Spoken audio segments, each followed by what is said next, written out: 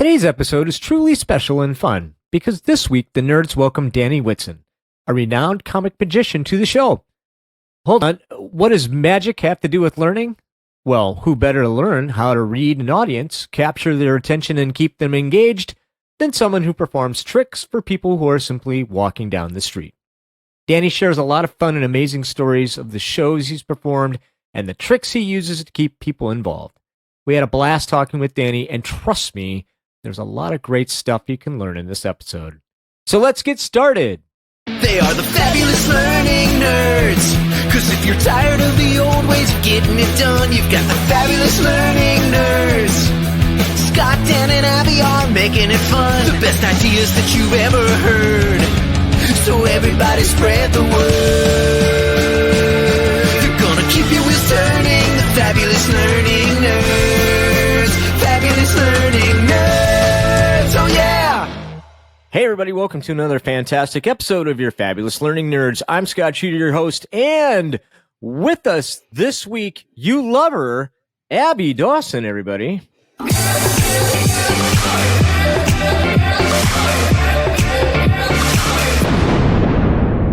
Abby. Hey, Scott.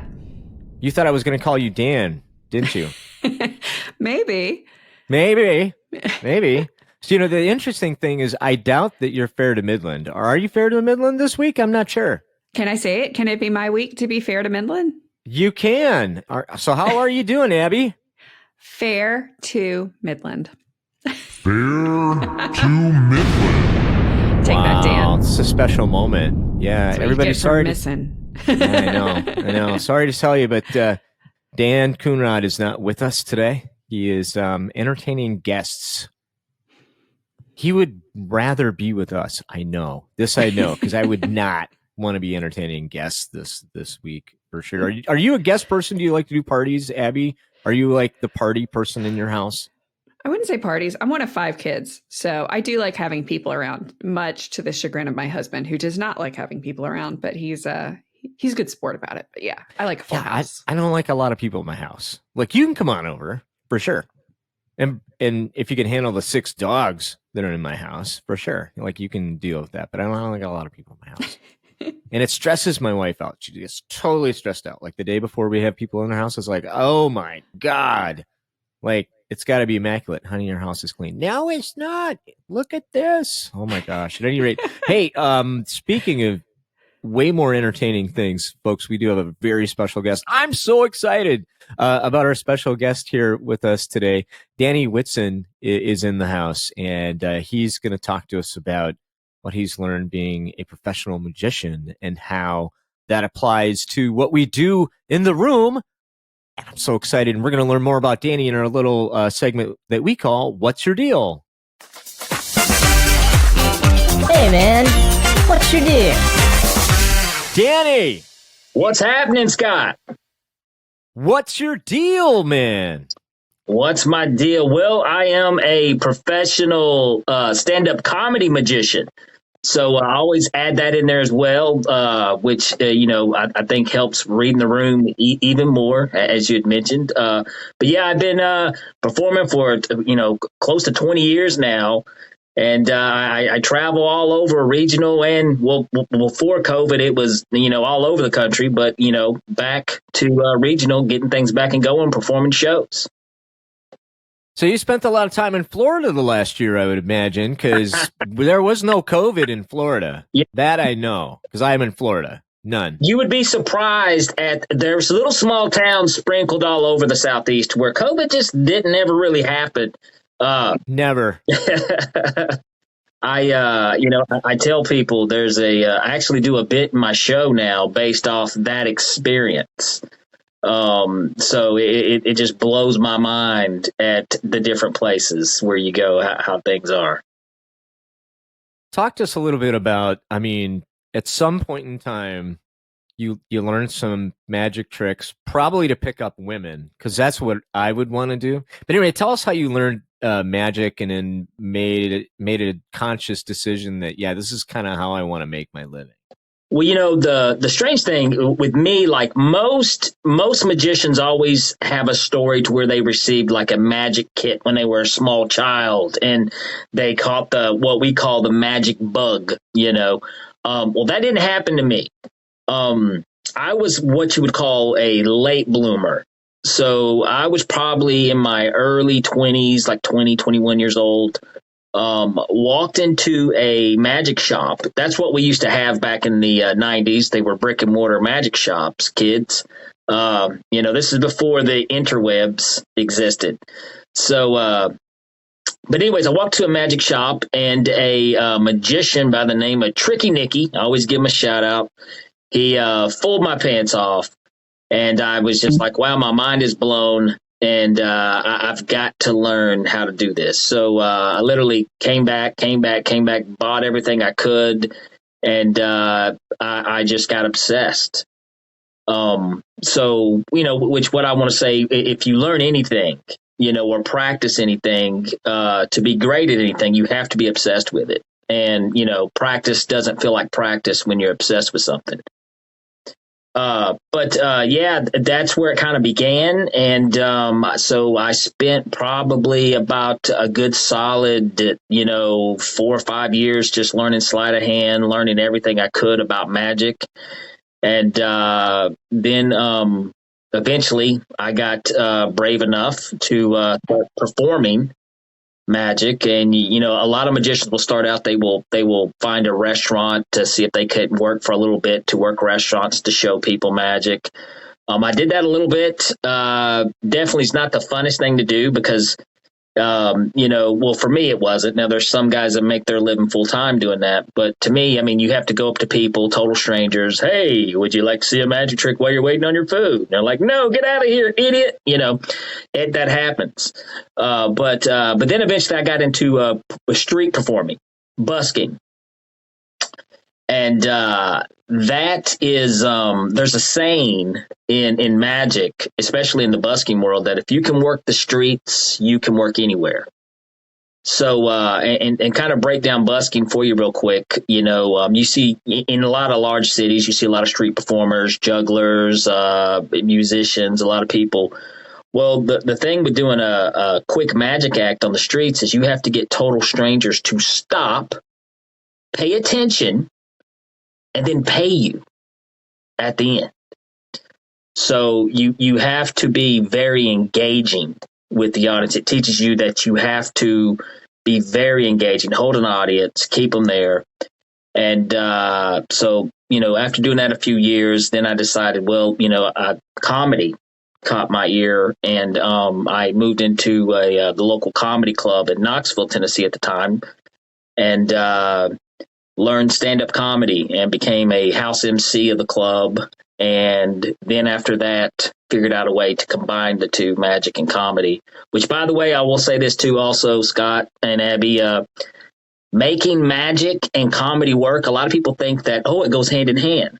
Not true. Good comedy is about telling the truth. And magic, well, I hate to break it to you guys, is BS. So making the two work was tough, but actually after figuring it out, it seems to be working for me. Okay. I have so many questions, Danny. I do too. So I need to play the topic of the week bumper because we're required to do so. So let's go ahead, dive into the topic of the week, and then we're going to peel this onion back. I'm super excited.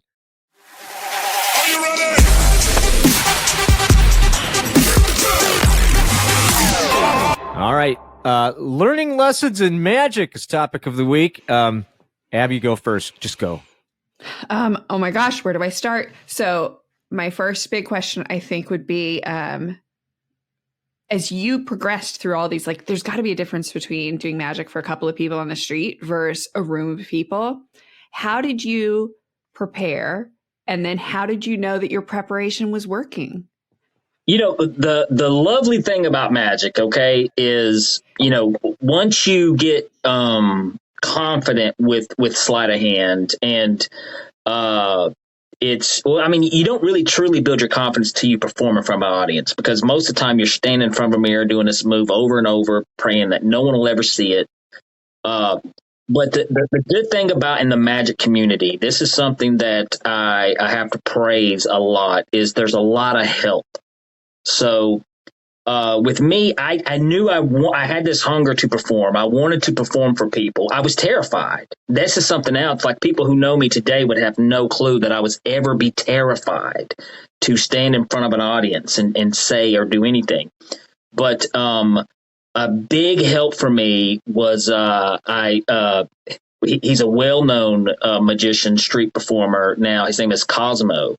And Cosmo has done a lot to help magicians, but he basically put out, say, look, I attended a lecture. I'm sorry. Magicians have lectures too. There's this whole kind of magic geek world that exists out there, but he held a lecture, and I watched this man do his street show for all of us. And he literally it was the best thing. And he's like, look, if you want to work the streets, you need to do this, you need to do that, broke it down for me. So I had a good plan based off, seeing somebody very well experienced kind of tell you how to do it, But you kind of create a show that you think, people would, that you like. And that's the most important thing also is, you don't so much want to do stuff that you think they will like. You have to think what you will like. And that's how you relate to people. You don't make assumptions about people. You say, well, what is it that I like? Well, then surprisingly, we're all a lot alike, So the tricks and routines that I liked, turns out that they like too. So that's how the street show kind of started out. And, just kind of think. And also, just like, I'll say this, any show, any stand up or any magic show, it's always growing and evolving, So when I look back at that first street show back then and look to where my show is now, I'm like, oh my God, but yeah. I love that. I love that idea of like, starting from where you like it. That's such a truth to it, right? Okay, I just want to reiterate to our audience that this entire episode is an analogy. Okay, so as you listen to this is great. Like, when I'm designing my learnings, hey, I should kind of like it, right? Hey, when as it gets to a place where I think I'm really good at it, hey, I should evolve it and make it better, right? So this is an analogy. I don't want to get back into it too much, but I think that's fantastic. I want to go back to this idea of busking because I just think it's fantastic. Because I don't know where I would even begin to, get somebody's attention on the street. Now, what I don't want to do, like, I mean, can you talk to us a little bit about some of without giving away the tricks of the trade, right? But what are some of the things that have helped you or would help those people on the streets, like, capture that moment, right? Capture that moment, right? And now I've got your attention, right? And then how do you, and if you can speak to it, how do I go from that with a moment, like what's in it for me, to that aha journey to the place where I've got a call to action, like, oh, I should give you $100 or whatever I've got in my pocket. So if you can. Okay. Well, the biggest thing what I would learn to do, and this was just by watching other buskers perform, is when people would walk by, you gotta be loud. You've got to stand out. And so, I would make at the time, first starting out, I didn't write my own either. You would see other performers use these street lines that would get people to chuckle, as they're walking by. But Cosmo always said, he would see a kid walking with their parents and he would go up and do a cool coin trick. And, you got the kids' attention. Mom and dad are like, okay, let's stop right here, And it was brilliant. I would do the same thing, And then next thing you know, you've got 3 people, then you got 4 people, then you got 20, 50, it can just build up. But there is a trick. Okay. And this is, not to give away anything, because I think if people want to be there, they're going to be there. If they're enjoying the show, they're going to stay there regardless. But a lot of times, especially magicians, they'll borrow a bill, a currency or something, and do a trick with it. Well, now, once I've borrowed that from you, you're not going anywhere, bro, until you get your money. So, I gotcha. But then there's the other thing that you're taught on the streets because you do what's called a hat line. You pitch your show. They don't pay me to be here, folks. You do. So if you enjoyed what you saw today, please drop a little something in the hat.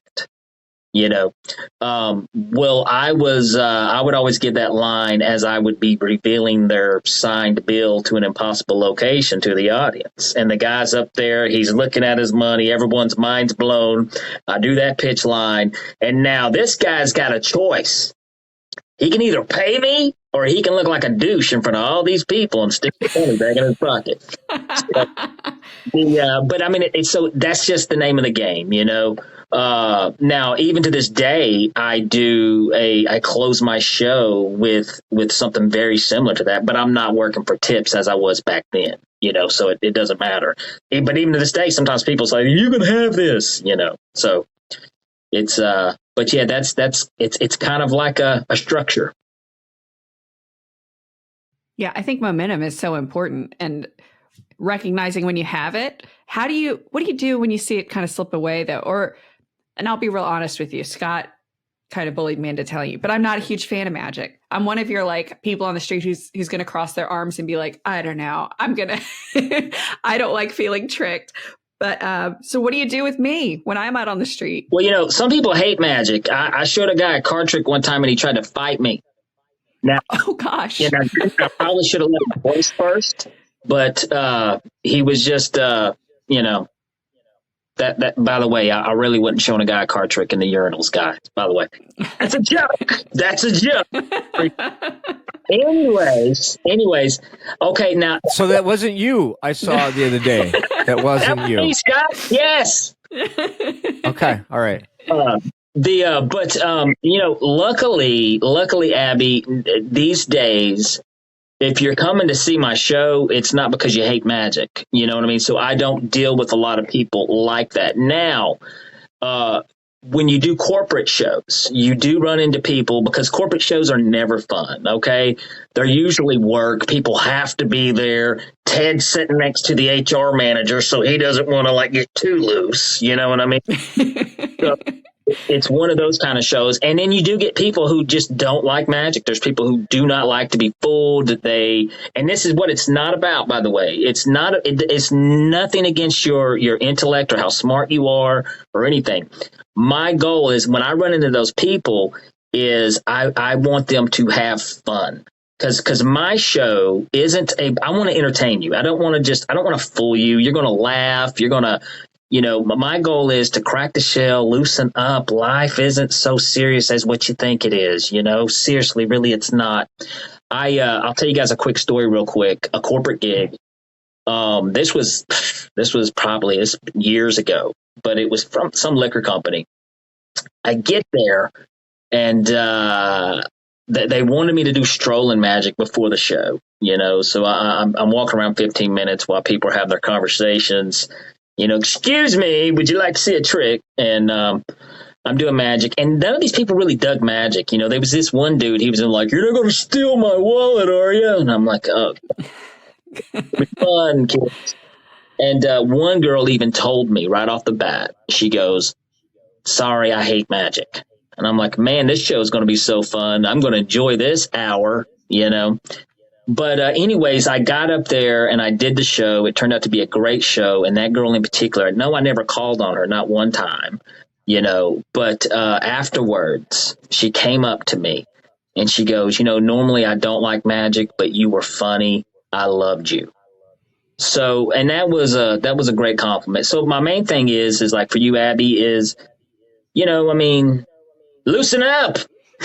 It's cool. It's cool.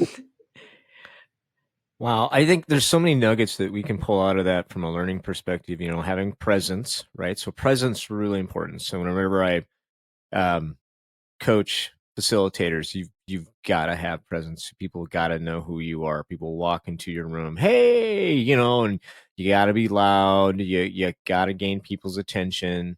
I love your idea or your thoughts around being funny. I had a mentor tell me once, like, start them laughing, leave them crying, right? So we start our learnings. If I can capture them by being funny, they will listen to anything and everything else I say because they like me, right? So, and I want people to like me because then at the end, I can lay something heavy on them and it's twice as heavy because they like me, which I think is really, really cool.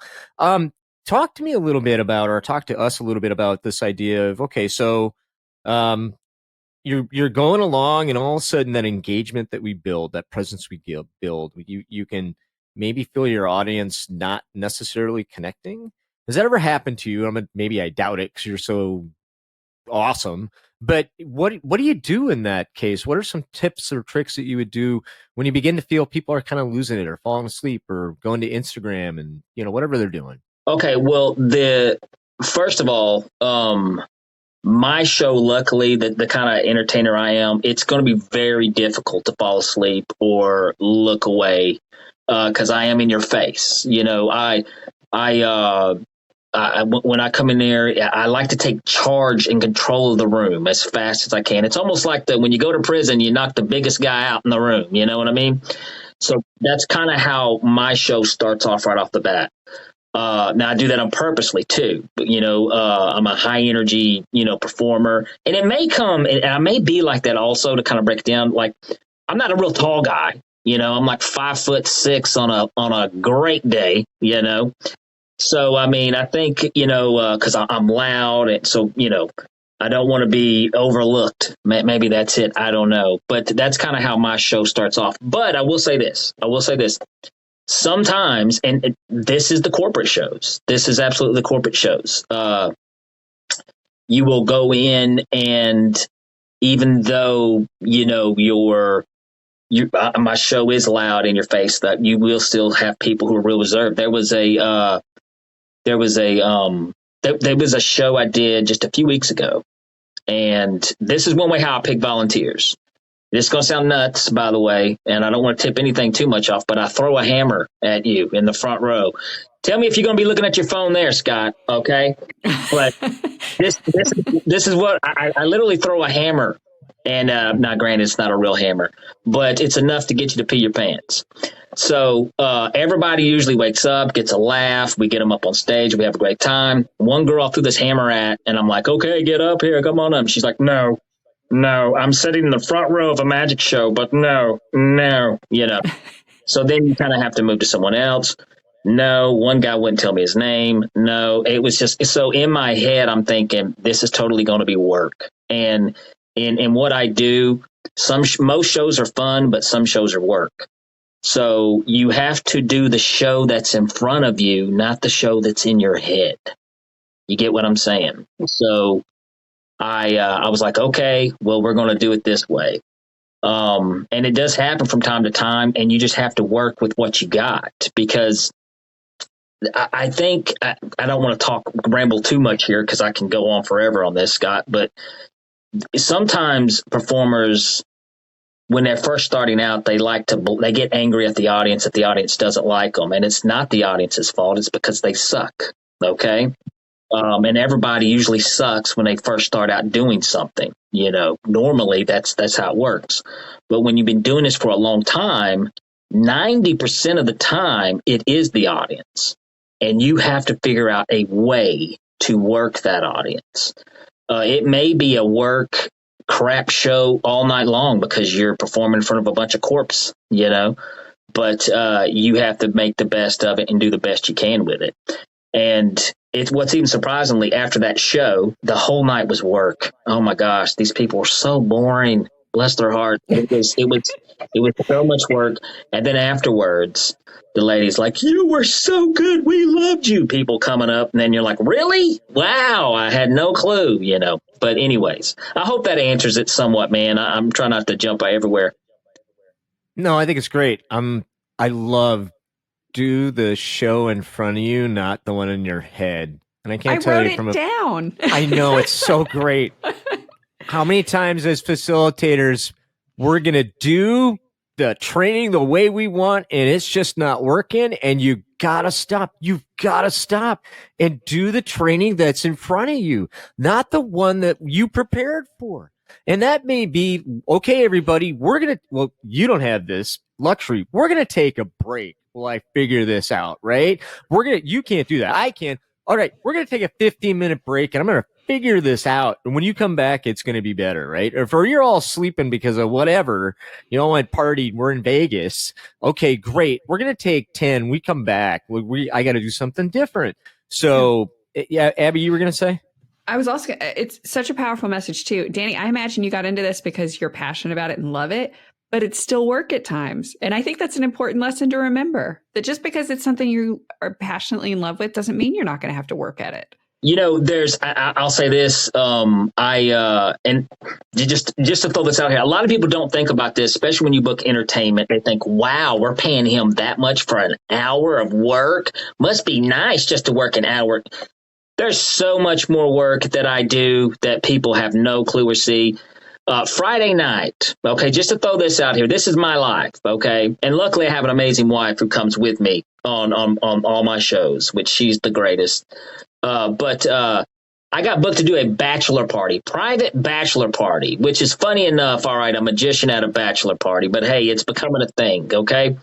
So, but anyways, I have to drive, 3 or 4 hours, and we get there in this place. This was Friday night. I'm driving up the most gnarliest mountain, narrow 1-lane road.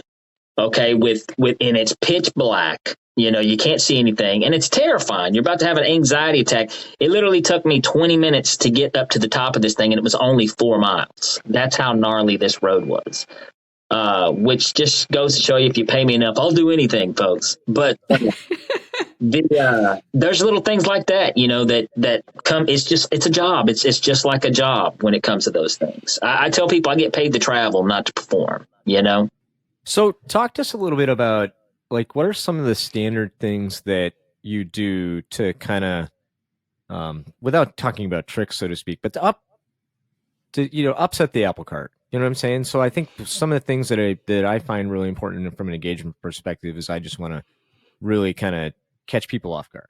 Like the throwing the hammer, great example.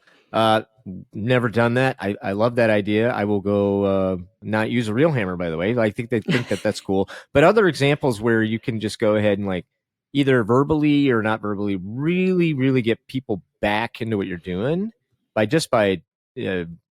changing up changing their expectations. I'm like, I did not expect this. I mean, magic's easy to do that, but what are some of the things that you found really, really helpful? Well, my biggest thing, and I think, some magicians make this mistake, and even not just magicians, but people who give speeches, you name it, is sometimes they come up like they're above their audience, because you're already physically, most cases, standing above your audience. But at the same time, that can be difficult to relate to an audience. And for me, somebody who's up here doing miracles, things up, well, I wish I could do that. That makes it even more difficult. So my goal that I've always wanted to do is I wanted to be like, no, I'm just like you. I'm just an idiot up here doing tricks. That's all, So that's where I think what helps out with me is I talk when I do my comedy bits, I'm doing bits that everyday stuff that we can all relate to. So it helps me relate to my audience better. So if I do a card trick, it's just, a guy that's good at doing card tricks, not this amazing master of magic who's way up here and you petty people are way down there. I'm not some, but I mean, doing stuff to where, well, there's one trick. Let me say this. There's one trick that I do in my show. It's a card trick. I'll bring somebody up on stage and we'll build it up. And then I screw it up. And, I literally, there's a line, that, and of course, people laugh, ha, ha, ha. And I look at the audience and I say, well, don't act like you've never screwed up at your job, and then they laugh even more, So it's just there's layers throughout the whole show to where I'm human, and then you learn also how they began. Because a lot of people love to see the magician screw up. Especially Abby. I can see it on her face. But as the show goes on, you can kind of feel that almost turn somewhat, and they begin rooting for you. You know what I mean? So it's kind of a process, especially in magic. But I've seen people who give speeches. I've been to speeches before, and it's just such a dry. Some of the vocabulary they use is like too fancy smancy that, regular people are like, let me Google what hits means, And so, I mean, I think it's all about relating to your audience and just being human, being as human as you can be when you're up there. So you said you could see it in my face how I was responding. That's a skill. So you said early on, like different places are different, right? Yeah, absolutely. Are there things you look for when you start a show that help you gauge this is where I need to be or go? Always, always, always. One of the nice things about being a headlining act is you get to see other acts that go up before you. You can kind of start reading the room beforehand. So that helps out a lot. You'll be looking at, well, this lady is reacting fantastically. This person right here is a stick in the mud. He's probably not going to be fun, because I do a lot of crowd work in my show. I interact with the audience a lot, kind of, go around doing things like that. You can always tell also the people that you don't want to bring up. Those are the people that are too anxious, that are too willing to come up on stage. You don't want that person. You don't want the person who's going to be in therapy for the next 7 years because you brought them up on stage either, So if I do ask somebody, hey, ma'am, come on up. No, please. I don't push it, but then you always want the one guy or lady who's like, okay, the one that, she's not totally comfortable, but she's okay, I'll do it. That's the one you really want. But yeah, there's things I do look at. I try to read facial expressions a lot of time. You can kind of see who's having a good time. And the great thing about magic is I love this person is when if you look at the person who you could be looking at a 52-year-old man. And sometimes magic, the great thing about magic is that sometimes it has a way to bring that inner 8-year-old out. And when that happens to any human being at any age, you can't hide it on your face. It's there. Santa Claus is real again in that person's life at that moment. And I'm like, that's the person right there that we're going to get down with, Really interesting. One of the things I learned early on from facilitation is, especially when we're talking about fielding questions, right? The best answer is the one that people come up with on their own. And it's a real skill, I think, to ask questions in the right way to lead people to the answer that I want them to get without saying this is the answer. Help us understand the nuances within magic when we're working with someone on stage. Like there is an outcome that you want, right? And you're going to utilize your audience member to get to that outcome that you want. But you always have this like thing, right? Okay, so they're a human being, right? They have free will, yada yada yada. What are some of the things that you keep in mind to ensure that you get the outcome and the surprise and the aha moment that surprises and delights everybody by helping people get to that on their own? Does that make sense at all? It does, and this is where it kind of falls on the line of. I mean, any entertainer would tell you this too, especially if you do crowd work and you talk to your audience. Sometimes you get amazing things from your audience that you're like, wow, that was the greatest thing that has ever happened. I've had that happen several times. Actually, I got a few stories if you want to hear them. Yes. I will. Well, I'll tell you, this happened at a show in Birmingham not that long ago. And it was just a brilliant moment. Oh my God, it was such a brilliant moment. I was doing some crowd work with a lady in the front row, and asked her name. Her name was Shay, and Shay was amazing. She was so much fun. And we had some fun, with crowd work, got some laughs. Well, then later on, I brought her husband up on stage, and you do the question every time when you bring someone up on stage. You, sir, what's your name? He pauses for a moment and goes, Trey. So I was like, Trey and Shay, child named Ray. Oh, married in May. So we had, that was 10 minutes right there, of just, and just that I had, Trey and Shay, ladies and gentlemen, little stuff like that. But now I will tell you a little more detailed story. This happened. And now, granted, FYI, I'm going to tell you guys right now, it's a fart joke. OK, so if anyone is, offended by farts, I apologize. This really happened. And now it's not on the same lines of, getting to I'm doing a bit. There's a bit in my show that I talk about because my wife's into ghost hunting and paranormal investigatings and stuff like that. And I do a bit in my show where I talk about going on a ghost hunt with my wife, and I pass gas on the ghost hunt. And what this is, it's basically like a haunted ghost fart story. You know what I mean? So and this is a private show and this I'm doing this private show, and they are loving it. They are dying. And this one guy in the front row literally is out of his chair rolling on the ground. Okay. Well, he stands up, hushes the whole room, and he goes, I too have a ghost story.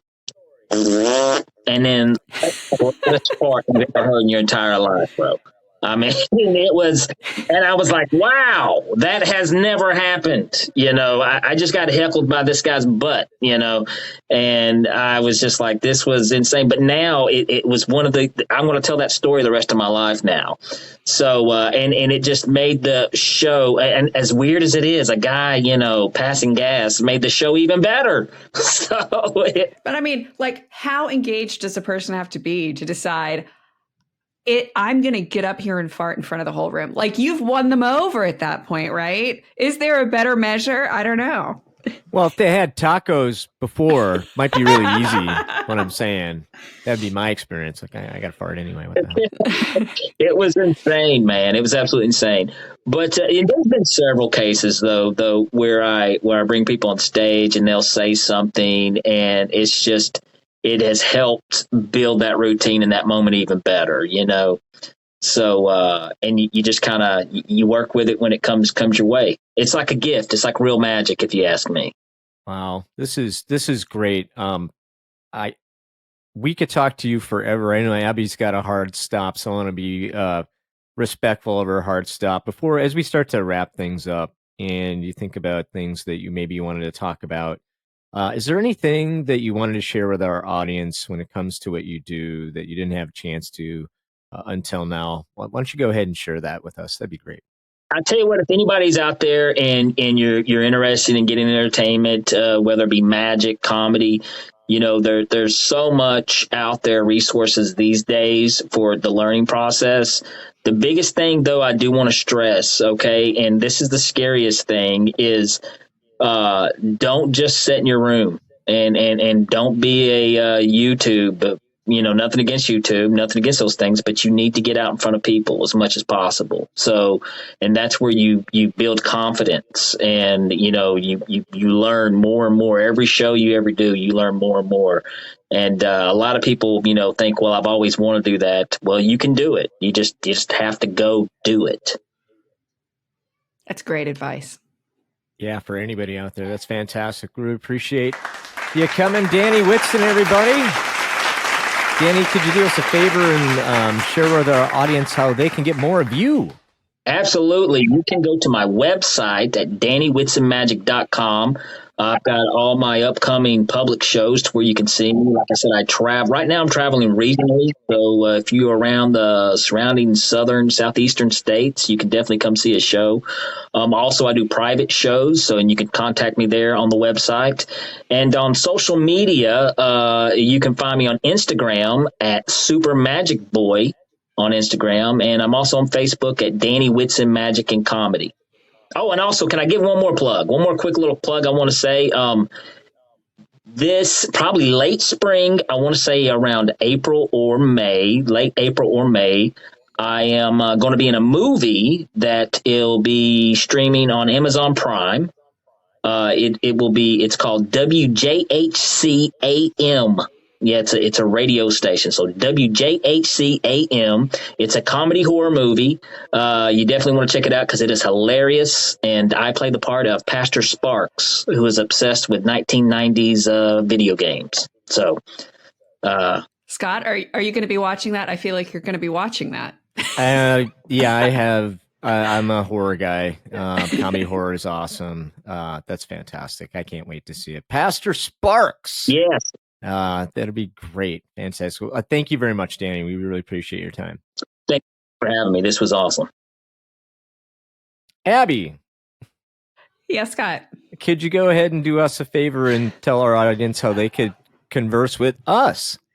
Guys, if you want to get in touch with us, you can find us online at our email, learningnerdscast@gmail.com. Email us questions, join the discussion, tell us what your favorite magic trick is. You can also find us at Facebook at Learning Nerds or on LinkedIn. And we just want to hear from you. The more, the better. And if Instagram is more your speed, we are Fab Learning Nerds on Instagram. Please come join us. Thanks, Abby. Hey, everybody, if you do me a favor, could you go ahead and hit that subscribe button, share this podcast with your friends. If you're listening to us on iTunes or Stitcher or any other podcatcher, we'd really love to hear from you. Leave us a review so we know if we're doing a good job or if we need to get Danny back, because he was awesome. With that being said, my name is Scott. I'm Abby. And I'm Danny. And we're your fabulous learning nerds, and we are out.